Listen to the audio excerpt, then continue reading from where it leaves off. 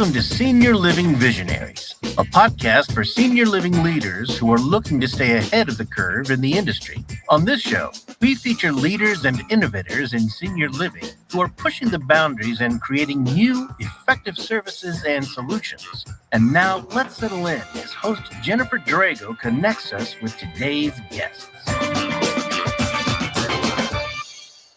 Hi, welcome to Senior Living Visionaries. We're broadcasting live from the Phoenix Business Radio X studio.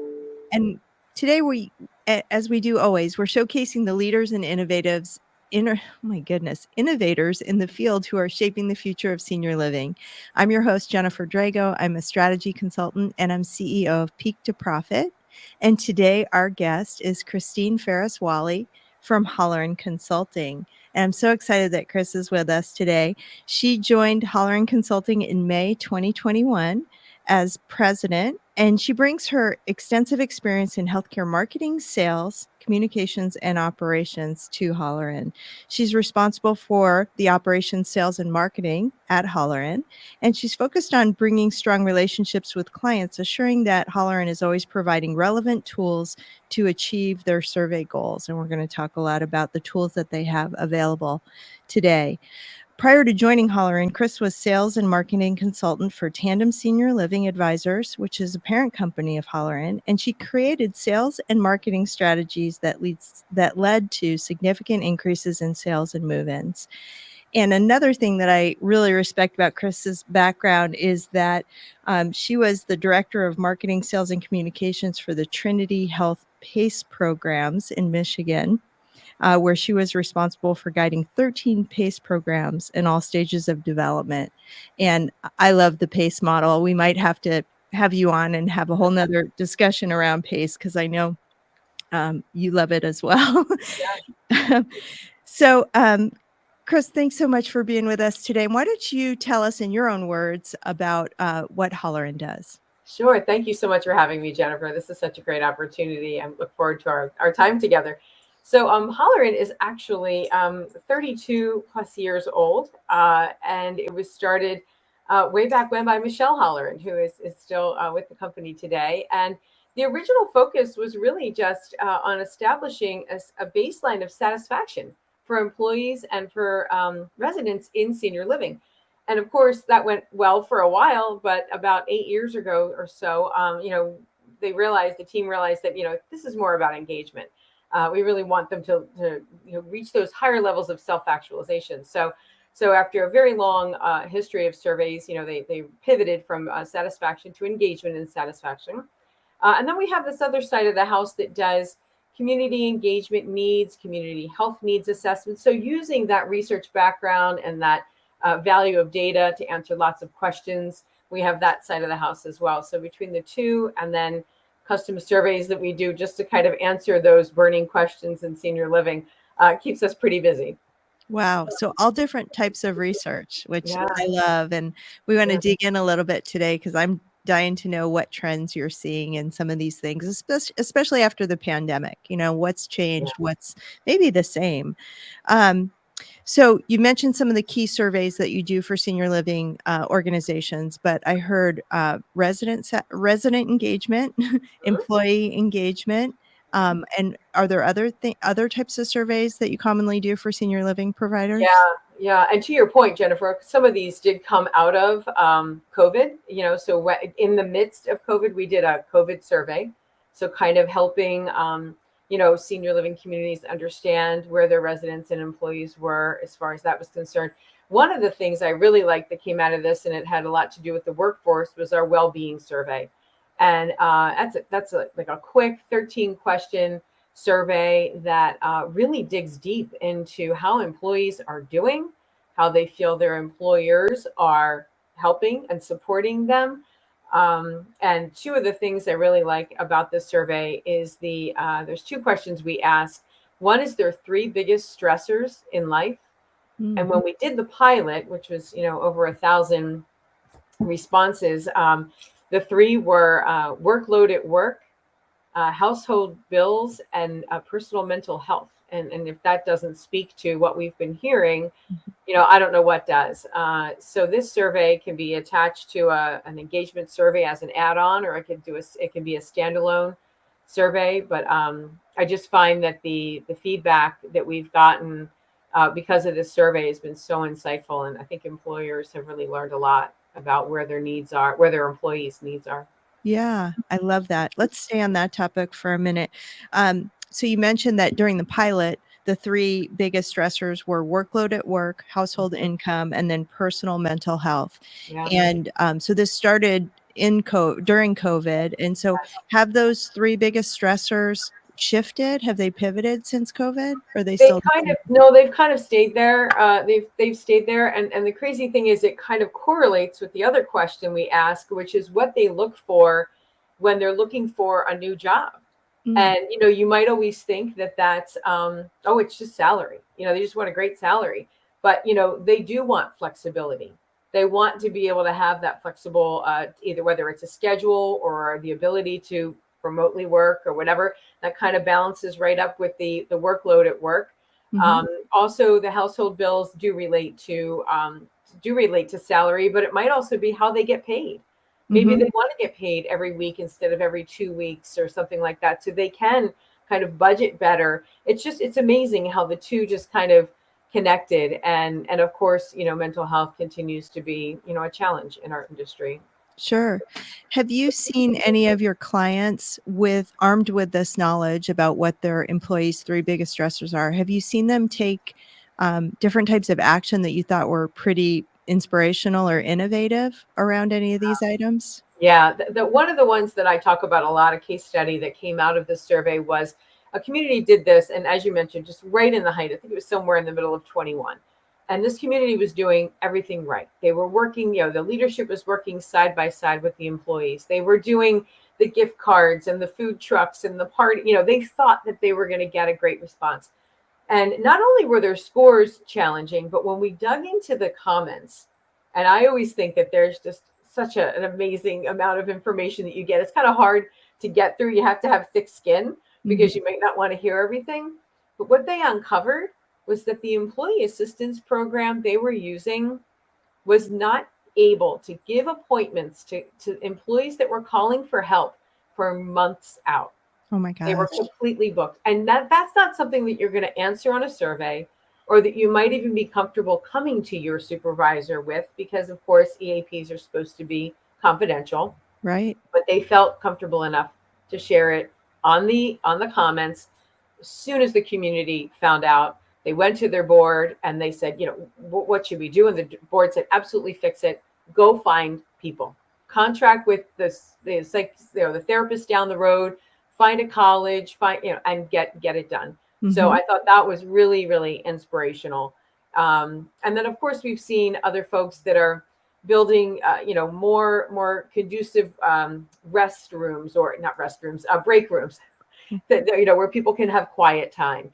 They are Mhm. being a little more flexible, and maybe doing I had another community that came to me and said, we'd like to establish a bus route, because we find that it's been hard for people. There's so much traffic and not everybody owns a car. We have these vans sitting outside. What if we did a stop along several bus routes? Can you figure out where people are that answered this question, that transportation was going to be difficult for them, where they're located, and we'll establish a plan to pick them up and bring them to work and take them back. Wow. Wow. Those are really innovative. Right? Another one that comes to mind that I'm wondering if you've seen anything around, and it's something that I never got to do in any organization that I worked in, but I thought it would have been fantastic, is when folks are struggling with household income and their bills, right? Lots of people were never educated on, kind of how you take care of your financial things at home, how you budget, how you should manage your savings account, how much you should keep in a savings account for emergencies, those kinds of things. And so I've seen some employers offer financial university type classes, or Dave Ramsey Yeah, sponsored yeah, classes. yes. Have you seen any of that come out of this as well? I've heard of it, yes, among our communities, not necessarily in relationship to this, but I've definitely heard doing a financial planning workshop or a budgeting workshop. Absolutely. I think that's been very, very prevalent and very responsive to what we're hearing is happening in the community. So I think that's a great Yeah. intervention as well. Yeah. And one last question on this, maybe I might think of others, but on the well-being survey, do providers generally do this year over year so they can kind of track if there's any improvement? That's a great question, because we've only done this for about a year or so. So I don't know, whether Okay. they'll pick it up again. It would be nice because we could establish a baseline. And as with anything at Holleran, if we get enough responses, we can even build a benchmark. Even though I feel like the responses are going to be very individualized per community, right? Because your community is your community. However, if we get a certain number of responses and survey responses, we can establish a benchmark. But it wouldn't be nice to establish a baseline and see how things have improved year over year. I would highly recommend that to our communities. Yes, and you mentioned this can be an add-on to existing employee engagement. Can it also be a standalone survey? Sure, absolutely. It's a quick 13 question, easy answers, very, very easily interpreted. And yeah, it can go either way. Okay. So let's switch now to employee engagement surveys as a whole. And we all know our industry is struggling a bit with staffing shortages. We really want to um, improve our recruitment, improve our retention, of course, reduce turnover over time. So engagement is really important to us. What trends are you seeing in employee engagement, and specifically since COVID? Yeah, so that's a great question. So when we look at our benchmark, the national benchmark, it's traditionally, it used to be a 2-year look back. And with 2020 being a year where not a lot of folks were able to ask the opinions of their residents and employees, understandably, right? So in 2023, when we did our look back, it ended up being 20, 21, and 22. Good news, bad news. We now have 3 years of COVID data, which is not something we want to celebrate, but it is what it is. Versus prior to that, we had a 19, which was one of the best years overall for engagement in both residents and employees. So now we have 3 years of COVID.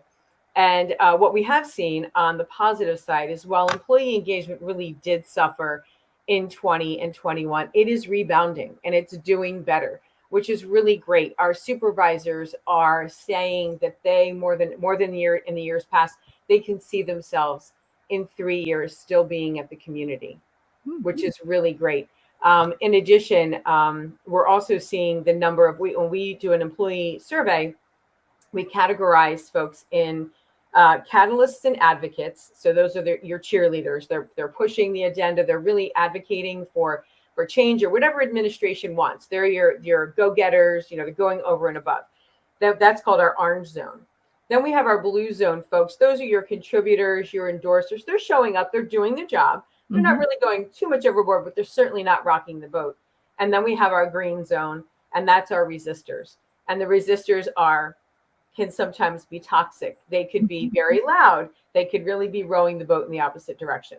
So what the good news is that the number of catalysts, the folks that are cheering on the organization, has gone up. So hopefully they're seeing that change that they are looking for in their communities, that more support for mental health or flexibility, those things we talked about in the well-being study. And the resistors, the number of resistors has gone down. That's so you might, fantastic. and again, I have to be very careful because I'm not a researcher and I'm a marketer at heart, but I would hypothesize that maybe those resistors, the larger percentage of resistors have left.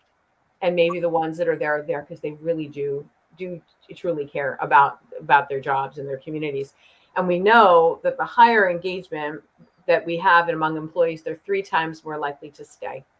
Wow. So Wow. the higher, the more we can, and that goes conversely, the lower, the more they are to leave. The more likely they are to leave. So those are really positive trends that you're seeing since COVID. Now, how does the overall engagement, you said it was really good in 2019. How does your most recent survey compare to 2019? Are we back where we were, or? No, we're down. No, We're still down. Are we back where we were? That's okay. So I can tell you that 1 second. So we are not, but we're getting there. We're very close. So let's say in 2019, we were about 4.06 was our engagement mean. And in 2022, we're 3.97. Okay. So to your point, bad. really close. Yeah. Not bad. Yeah, we're getting there. Yeah. And I have to believe that a lot of the things you said that, we as employers have really tried to work on, the flexible scheduling, the work from home options where it's possible with certain positions. I think that that has to add to work-life balance and overall engagement. Yeah, And yeah, yeah, and I know I've seen a lot of employers that have really focused on being connected to their employees. And I yeah. just did my last interview is with Denise Boudreau from Yeah, Drive, and she talked sure. a lot about culture and what do employees want? Number one, of their own personal values. What do they want their employers to fulfill that are values to them? And it's respect. And it's easy things. It's, hi Chris, how are you doing today? Is there Nice. anything I can help you with? I mean, it's just simple things like that. And I think, not that we weren't getting the point before, but I'm just so happy to see that we're almost back to where we were before. Yeah, same. And to add on to that, I think one of the areas that we do find that there's still opportunity in the employees, and not to say everything's solved, but we are making positive trends. That's for them to feel valued for the work that they do. And one of the gaps that I saw a lot was, and this is, it just kind of makes sense to me, is that seeing that future career path, Mhm. having that mentoring and that opportunity of, thank you for coming to our organization. Here's how we see your future evolving.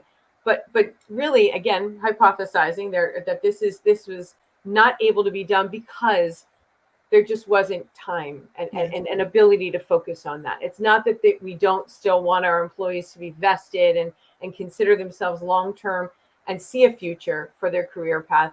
It was just hard to stop and take a minute and share that vision. It sure was. You sure was. And I'm so glad that now maybe we do have time because as a leader, that's the fun part of the job, right? I think is trying to help your people grow. And even if they end up outside your department or outside your organization, the fact that you've helped them Right. fulfill their dreams is pretty powerful, I Yes, think. absolutely.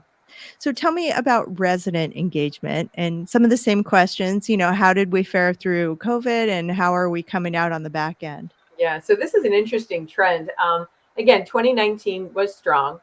2020 was really high. And when you think about, oh my gosh, like what was going on, back then, what was making them have that kind of a sentiment? I think that there was a study we did a little bit after that I did this with Linkage, and we asked people what their experiences were during COVID.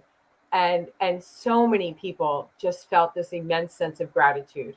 And overall, we've learned that people felt safer Mhm. in life plan communities and senior living than they would have if they were alone in their homes. So we think that that's why 2020 was high.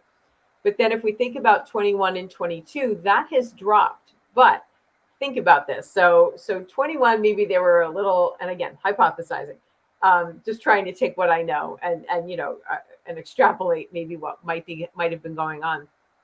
21, they were still very much locked down, inhibited, not socializing, not doing what they want. And then maybe they were a little like, all right, Fatigue. this is not, yeah, really. And not, this is not why I moved to senior living. I want to be with my friends. So it kind of dropped. So 20, wait, let me just make sure I do this right. 20 was good, was our highest. And since then it has fallen each year. And so Okay. 21 was lower and 22 is still lower. Okay. Now, when we measure our resident engagement, we do 4 domains for that. The voice domain, their ability for their voice to be heard. Do I have a forum? And even Mhm. for my family, as my family being heard. Then we have connection. Do I feel like I have people, I have friends that I'm connecting, even with the employees and with my neighbors. Fulfillment, am I living my best life? Self-actualizing, achieving my goals for living. And then well-being, body, mind, spirit. Am I able to do the things I want to do? And voice was and tends to be, but it was it really did almost, I'd say, kind of I said it V bounced a little bit, because I think that it was it fell, it was up and then it just fell again. But the one thing that has gone back up again is I would recommend this community to my friends or family. So again, going back to that, I really felt like I couldn't have survived had I not, Mhm. and they use those words. I'm not exaggerating. I was safer. I was well taken care of. So maybe they would recommend, maybe everything's not perfect for them because they're saying, from an engagement standpoint, I'm not quite where I was in 2020 or in Mhm. 2019 prior to COVID, but they're saying, I would tell my family and friends they should be here, and they always, and they're the first ones to say, God forbid it should happen again, and we all kind of feel that way too. So interesting trends there that their engagement's gone down, but then again, their definition of engagement has changed, right? So Mhm. they've had to be engaged with a little less interaction. Some of our communities, are just opening dining, just really opening activities, and that's the minority, not necessarily Mhm. majority. Many of them have been open for a while, but maybe they're learning to be engaged with it, and it looks differently than it Yeah. used to. You Yeah. know? Like Zoom, like we're on right Yeah, now. exactly. I wish I was in Phoenix with you. Yeah. Yeah, it's nice here right now. It's interesting because now, take your research hat off and Yeah, mark it with me for a second. But I was yeah, just at Leading Age Arizona, and I heard Michael Marlowe talk about the black eye that senior living is still dealing with from COVID, right? You would have thought that we weren't the safe places that our residents are telling us that they felt safe in, based on different stories in the media and gosh, horrible losses in certain communities for sure. yeah. But overall, the safety level and the amount of deaths compared to the general senior population living out in the community at large was much, much less. And, what kind of campaign? It's not the sexiest thing, but I mean, we really should be touting all the successes that we had and why we're still a great option. And I think our residents themselves will be, to your point, our biggest ambassadors and cheerleaders in this. Absolutely. Absolutely. I think there's an amazing opportunity to get those sound bites and to use them. We have a survey that we're launching called the Resident Experience Survey, and I'm using it as, again, it's my selfish ambition to have a marketing survey, right? So I can sell to marketers. But if you remember our marketing 101 concept of a market profile, Mhm. so I being able to create marketing that accurately reflects not just the persona of the resident, but what the resident feels about their organization. Because we don't ever want to let our reputation or our offerings be measured by a Google review. Or, I Mhm. don't want someone else telling my story, as they say, right? So I want to tell the story. So I'm encouraging, uh, senior living communities to take this survey so they can understand um, what's on the minds of their residents and why they should market in congruency with to be congruent with the persona of the community. Someone's going to walk into your community and within minutes decide, if not a couple minutes, of their tour, Mhm. I can see myself living here. I Mhm. see people that seem to have the same persona as me, hobbies, things like that. I make a joke, but it's really serious. At the community that I did work in was a culture kind of steeped in Jewish faith, and they loved culture and ethics and travel, and that was a wonderful thing. And if you walked into that community and that's what you liked, you would feel absolutely embraced. But if you liked bird watching and hiking and other things, it would be pretty challenging for you to move into that community because you're not going to find a lot of people that would be able to go bird watching with you or to be able to Mhm. go on a hike with you. So it seems simple, but seniors and their families are doing lots of research about this. And what do they want? They want a place that they can call home. So that's why I think this opportunity is a great thing. And to your point, and then use that opportunity to pull those messages out, those testimonials that say, they saved my life. I don't think I would have made it if I'd stayed in my house. I think everybody needs to live in a senior community when they blah, blah, blah. I just think that that's a great asset to have great. They're just gems. They're Yeah, for sure. And so the survey you just mentioned, creating kind of this resident experience profile. I don't know if is Yeah, it under development? no, it's available. It's available.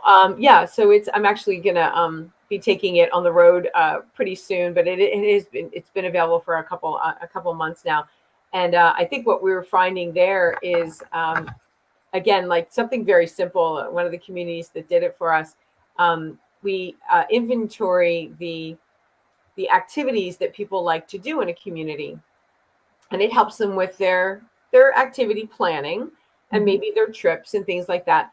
But one of the things they loved was reading. They loved books and reading, and you would think that that's kind of a solo activity, right? Oh, Mhm. they probably read in their homes, but I asked the community, I said, so do you guys have a book club, and have you brought in guest authors to speak? And they're like, oh my gosh, no, that's a great idea. So what a wonderful opportunity to see that, and then to be able to make it more of a group collaborative activity. Right. And then you have a prospective resident who you find out really likes to read, and they There can you be go. introduced to the book club There you president. go. Yep. Your Yeah. residents are your best ambassadors, aren't they? I mean, I used to love when I was on a tour and the residents would come up and say, oh, do you play this, or do you like to, we love these kinds of movies, do you like Shirley Temple or whatever, yeah, I Yeah. think you're absolutely right.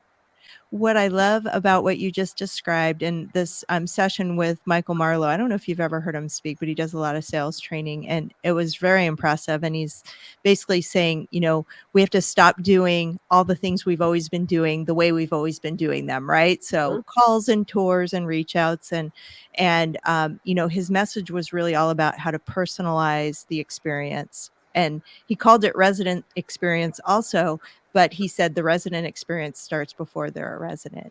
And it's understanding everything that they're interested in and matching that with what you have to offer. And so how great if a community was able to take, your survey, make a profile, and really understand itself so that it would know how to market it. That's absolutely right. Absolutely right. Yeah. I mean, we used to practice that as well. It was called something different, but it was about learning what Mhm. makes them tick. What are what are the demons? What's holding them back? Right. Because we all know there's something for some folks that just can't get them to pull the trigger, and unraveling that and uncovering that and making it that gesture or whatever it is that connects them to the community, and that it makes them say, you know what, I am going to be okay. I can make this decision and my life will be better. Mhm. Oh, that's awesome. That's awesome.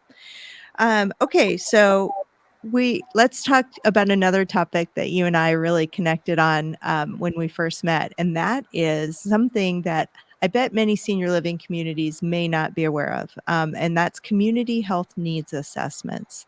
And I became aware of community health needs assessments in the healthcare world, and we were required in our state and as a nonprofit to actually do those as a health system so that we could direct our resources and our planning to underserved needs, underserved services, Mhm. and we could also identify where services existed so that we could connect them better together.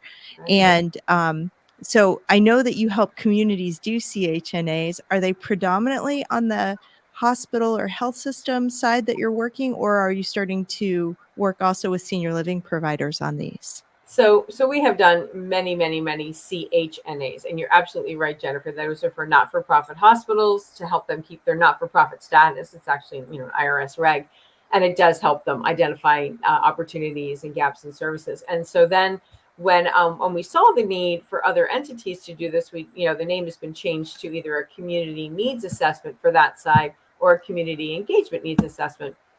Recently, we have also found that this product is very applicable outside of our community, our industry, for public health departments. Mhm. There's certification out there, and one of the first things they have to do is a community engagement needs assessment. So we have worked with a fair amount of folks that are either doing that because they have grant funding, or they actually want to do this for accreditation. But when it comes to life plan communities and senior living, we think that this is a wonderful opportunity for communities to look outside their walls, to be good stewards and good neighbors of their community, and kind of do the same thing. See where there are opportunities to provide services, whether it's outside the walls kinds of things. I'm going to take my case management, or I'm going to invite community members to come in and participate at they can go to our swimming pool or community or lifelong learning or something like that. But I think it's also opportunity to partner, to build valuable partnerships with community entities to jointly do something. When a hospital looks at their results of a CHNA, if they don't have, if there's an opportunity there for mother and child health, mother and baby health, but they don't have maternity, well, they're not going to pick that. But if there's, an entity that can bring value and help them partner with that, they can pick it. Same thing for a community, for a life plan community. If they see an opportunity where they can either partner or provide that service, their social, their social capital just is elevated. Not to mention the fact that obviously there's two other options. You might be hitting on prospective residents, right? That would have an opportunity to come see the community and see the value. And then even if people never ever have an opportunity or any interest in joining, they're going to be, aging in place in the community forever. You've connected with them as well, and you've given them services that they need. So I think that for the life plan community, this study, it includes secondary data, which is like your census data that gets you your disease state and your housing opportunities, transportation issues, average income, your statistical data. But it also has primary data information. We can bring in key stakeholders and do a focus group or a survey and suddenly find out where the disparities are, where the opportunities are, where the gaps are. And then we can also do community surveys and get direct feedback from the people right in our backyard as to what they can consider. And then by taking that information and kind of, aggregating it all together, we can look at priorities and put together an implementation plan. We've also seen people do this for social accountability, to think about where do we donate? Where do we put our money? Where do we commit to our community where we're most impactful to make a difference? And then not to mention, I think advocacy also, to be able to take this data to your representatives who are advocating for change for your industry or your field or your lifestyle, and say, but look, this is where the need is. I just think that kind of survey is just so valuable. Yeah, I love that. In our area, we didn't commission our own community health needs assessment when I last did this. This was at the time I was a chief strategy officer for a senior living organization. We reached out to the local hospitals, and there were a couple hospital systems in our area, and they were willing to share their most recent community health needs assessment. And then the other thing that was really interesting to me is our biggest city in the county or in our immediate area had done a CHNA, and theirs was really different. That was really truly a community needs assessment, because it wasn't only around health. It was, everything from food and transportation and homelessness, and which all relate to health, of course. But we were able to kind of take those surveys and try to find the common threads and the common themes. It wasn't as meaningful, I think, as other processes that I've gone through, which mirror what you described, where you actually are bringing people into a room and sharing the data and saying, okay, now what? Like where, what do we want to work on, and where are the partnerships we can pull together on this? But it was a start, and had I stayed in that role a little bit longer, I think I would have advocated for doing our own for that very reason. But yeah. So what do you think about, I love how you describe the opportunities for senior living providers, because I really think, to your point, it's augmenting your mission or amplifying your mission outside your walls, right? We're all nonprofits. That doesn't mean that we're only serving our residents. Many providers and organizations have a plethora of home and community-based services, and maybe there's another opportunity out there that can be met. Or maybe we can find a new way to connect to our prospective customer. And I love what you said about how we all know that there are many people in our community that never see themselves moving into our community. But you they know, change their mind sometimes. they may say, hey, I like it here. I have to give a shout out to Jenna Kellerman. We were talking this morning. She's at Leading Age National. And we were talking about this, Sina, and I have to give her credit. She said, I see another value for this, Chris. And I said, what is that? And Jenna's whole focus is workforce development. And she said, how about doing the Sina and taking the data and evaluating it from a recruitment and retention standpoint? What would it take for people to move here to take a job? Where are the gaps in our community that are preventing people from coming? I met someone at Leading Age North Carolina a couple of weeks ago, and she said, yeah, we still have workforce issues because it's hard to get people to work in our town, and it was a more rural kind of remote area, and that makes so much sense. But rather than just saying, yeah, it's hard, why don't we look at the data and build support systems? Maybe we need on-campus housing for our staff. Maybe we need daycare. Maybe we need better transportation or transportation routes or whatever. So I just think that like anything, Jennifer, I want anybody who does a survey, I really, really want them to do something with the results, right? Please don't, check the box and put it on the shelf and never really, do anything with it. You're doing yourself a huge disservice. I think there's so much we can learn from these studies, whether it's, like we said, marketing, whether it's, being a good, servant leader. Oh, there's another thing. Can I mention another opportunity for these? Yeah, please. The AARP age-friendly communities, right? There's about 150. There's a ton of them over in California. When they get this certification, I actually went on the a site, and there's strategic plans that need to be made, and they haven't been made yet. So what a wonderful opportunity to get the data you need to decide how you're going to, implement, whether it's grant money or whether it's just to continue to sustain that age-friendly community designation.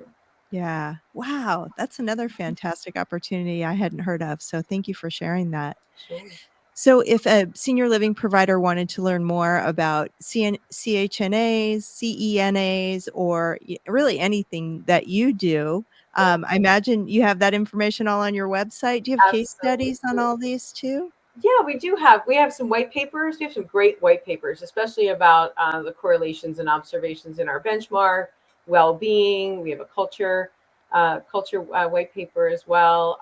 So yeah, you can give us a call or check us out. We have our website is www.holleranconsult.com. Okay. And our phone number is 800-941-2168. And I guess, we're just really open to anything. Even if you have like a custom survey, something you just are always just very curious about learning more about, we'll do a custom survey and even a pulse survey. So that's a pulse survey would be something that we would measure on an ongoing basis to see how something's changed. So let's say you took some action planning as a result of a survey that you did and you implemented it and you wanted to see how you're tracking and whether or not that was what they meant when they said they wanted the exterior of the building to look nicer, and you did XYZ. Maybe you missed the mark, maybe you're on the mark. So how great would it be to know that you're making an impact? That's awesome. And you mentioned a couple of times, and I just want to make sure I understand and also that our audience does, a national benchmark survey. So when somebody, so how does that relate? Are there national benchmarks on all the different types of surveys you offer, employee engagement, resident engagement? So we have them by level of care. So we have an independent living benchmark, assisted living, skilled, and we have affordable housing as well. We also have discharge. We do discharge surveys as well. So overall, what we do when we give a report is we'll give you where your engagement mean is, or whatever aspect of the survey we're mentioning, and how you compare to the Holleran benchmark. So the benchmark right now, as we closed 22, was representing 36 states, including DC and Canada. We had over 608 communities and close to 162,000 surveys. Wow. So when we're showing you how you measure it's a typical bell curve. So it's, are you on the poorer side, or you are a high achiever? I always say there's always opportunity. There's always opportunity for improvement and celebration. And, we did a lot of celebrating some good information, like, the community handled COVID well, or the communication during COVID went well. So we do see a balance, but it always is good for some communities to see how they're performing against their peers, to see the benchmark and to strive for something. Awesome. That's so great. Thank you for clarifying that for me. Sure. And Chris, so you told us how to get a hold of Holleran. If people want to connect with you, are you, I think you're on LinkedIn. How would they connect with you? I don't know why. I guess it's Christine Walley. I'm not 100% sure. I know there's usually a URL that goes with that, but it's Christine Walley at Holleran, and I'd be happy to connect with anybody. Perfect. Thank you. We'll include all those connections and links in the show notes. So anybody that wants to follow up will have that opportunity. But anything else you want to share with us? You're such a wealth of knowledge, being that you work for a research firm. I mean, I think you could probably share things all day long. Gosh. Well, I think we covered so much. I guess just again, I think what my director of research always says is you can answer any question with research. So, if there's something that you are looking to learn about, or, whether it's within your community or outside your walls, give us a call. If there's something you're interested in as far as how you may compare, we're happy to share where our benchmark indicators are. One thing I will note, though, Jennifer, I don't want to take too much time about this, but overall, Holleran prides ourselves in getting a very high response rate. We really help communities be very creative in getting responses from both their employees and their residents, including those methodologies, not just surveying on online surveys. We have telephone surveys, written surveys, a QR code that they can scan with their phone. We want to meet your residents and your employees where you are. But not traditionally, this benchmark did reflect a drop in response rates. And that's concerning to us. And we don't want communities to take that lightly. And we'll continue to support and engage them in getting those response rates up, because it's really important that your residents and employees feel like this is meaningful, that this feedback is important to you, and that you're going to do something with it as a community. So we want to get those response rates up as well. Yeah, so important. And I want to put one other plug-in that just occurred to me as you were speaking. And, this podcast is really about how do we kind of build the sustainability of our industry after, the challenging time that we've had, the inflation, the staff shortages, you name it, right? We're dealing with so many things. Our margins are tighter than ever. So if I was in a senior living provider today, I would want to know, how can I do things better, quicker, more efficiently? And why not have research point you in the right direction, right? So if you're struggling with sales, if you're struggling with your resident experience, or employee engagement, turnover, whatever it is, make sure that you have the right research to direct your efforts, because we don't have any time to waste. Yeah. Right? So true. So true. Yeah. So true. I completely agree with you. Well, awesome. Well, Chris, I want to thank you so much. I've really enjoyed our talk today. And of course, we have so many common interests. I could talk to you for hours, but I know you have a big job and important work to do. So I just want to thank you so much for being our guest today, and for being here and sharing your wisdom. My pleasure. Such a great conversation. Thank you for having me. Hope we can do it again. You bet. So you've been listening to Senior Living Visionaries. I'm Jennifer Drago, your host, and please join us next time when we continue to interview and discuss the innovators, disruptors, and best practices in the senior living industry. You can also subscribe at seniorlivingvisionaries.com or on your favorite podcast platform. We'll see you next time. You've been listening to the Senior Living Visionaries podcast and radio show, where we showcase the leaders and innovators in the industry who are pushing the boundaries and setting the stage for the future in senior living and services. Join us next time as we share the bold ideas and breakthroughs of the industry's most forward-thinking leaders here on Senior Living Visionaries.